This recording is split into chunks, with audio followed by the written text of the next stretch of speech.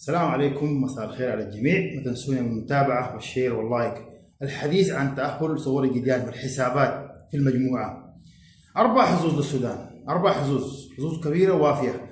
الحظ الأول تفوق السودان على أنغولا، تعادل السودان مع أنغولا، تعادل النيجر مع غانا في أكرا، وتفوق غانا على النيجر في أكرا. 4 حظوظ. نجي للحظوظ حقت النيجر. حظ واحد وأمر ضعيف جدا للنيجر.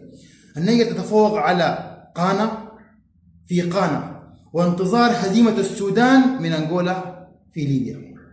حظوظ واجهة، حظوظ ضعيفة جدا للنيجر. كل الحظوظ كل التوفيق لمنتخب السودان خاشي ب4 فرص.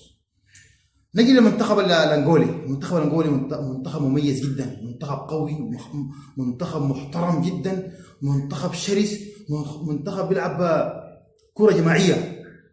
شاهدناه أمس مع غانا. منتخب مميز جدا، من أفضل المنتخبات الأفريقية، ومنتخب يمتلك 13 نقطة من 5 مباريات. منتخب الأنغولي ما انهزم في أي مباراة. مطلوب من طبعا المباراة يوم الاثنين 18/11/2024 الساعة 7 بتوقيت مكة المكرمة. إن شاء الله مطلوب من المنتخب السوداني هو الفوز على أنغولا، أو على الأقل التعادل مع أنغولا. إن شاء الله قادرين نتفوق على أنغولا، قادرين نصل إلى المغرب. كان 22 عودة عبد الرؤوف لاعب الهلال السوداني، إبعاد أبو سبعين، وعودة محمد مصطفى للعرين. إن شاء الله قادرين نتفوق على أنغولا، قادرين نصل إلى المغرب بالدعوات.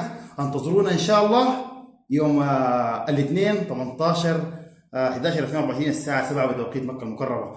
شير، متابعة ولايك. السلام عليكم.